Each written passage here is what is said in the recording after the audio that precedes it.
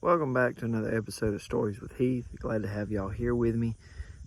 We appreciate all the help that y'all are giving us in getting this thing started. The liking, the subscribing, the commenting, but the sharing's what helps the most. So please share it if you get anything good out of it.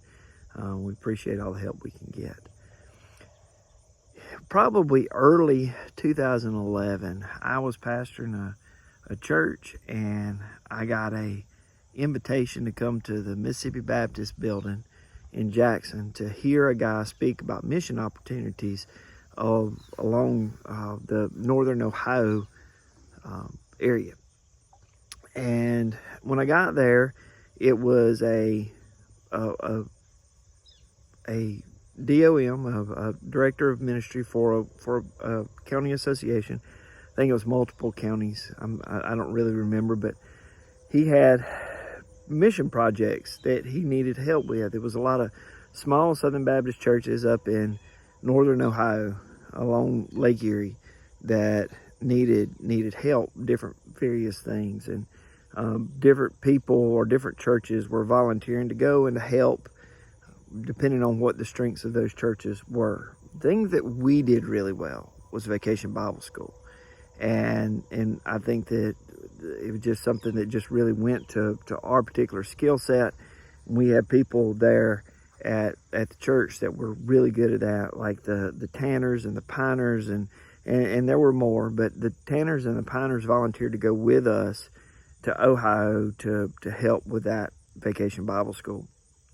My understanding of Ohio, the only time I'd ever set foot in it was I went to Cincinnati once in 2009, and it was cool because Cincinnati has a little bit of elevation on it, and so the temperatures were cooler, no mosquitoes. That was my understanding of Ohio.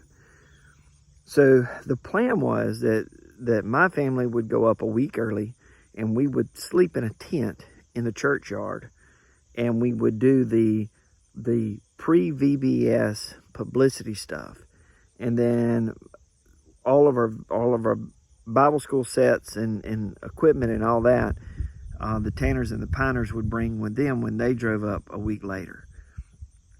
So everything, we had rented a lake house for the week later, and so that was going to work out, and everything was going to be fine. So we got up there, and it was hot. Man, it was hot.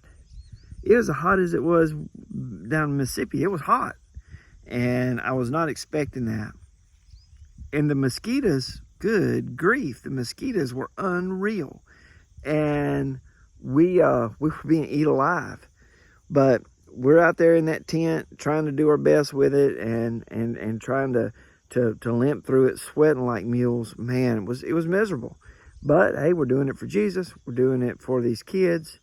We powered through it. We did our publicity stuff, going hanging flyers on doors and working there in the community and all that. And the church was really appreciative, and we're glad to be able to help.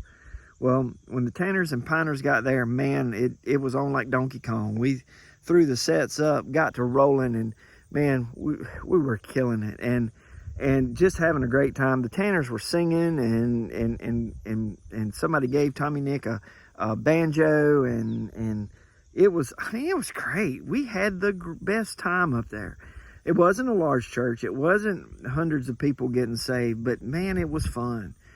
We had the best time, and so we came back home. The next year we did another mission trip. That's another story for another day. Thought I'd never see those people again. Well, I still haven't. So we're up here in northern Kentucky right now, and Noah has a job over at a factory not far from here. And one of his coworkers walked up to him Monday and said, "I just got to ask you, man, do you have like a lot of brothers and sisters all with biblical names?" Noah said, "Yeah." He said, "You ever been to Ohio?" Noah said, "Yeah, we did a vacation Bible school up in Port Clinton one time." Come to find out, this coworker of Noah's was in that vacation Bible school. And it was a amazing part of his childhood, so amazing that he remembered it enough to start a conversation with a guy he doesn't even really know to try to sort out whether or not that's really him. It's something that he's carried with him. It was part of the formative years of his life. I want to tell you, you don't really know the impact you're having on people. You don't really know how far the ripples go. I told y'all it gets to be a mystery, but sometimes you get a glimpse of the secret sauce that makes it all work. And I'm gonna tell you, it's got me pretty stoked to know that this kid, that it made such a difference on him that he's still talking about this thing. What, that'd be 2011, that'd be what, 13 years later? So it's pretty cool. So I just wanted to share that with you. It's a cool story. Kind of brings it back full circle. Maybe I'll run into him too. Who knows? All right, talk to y'all later. Bye.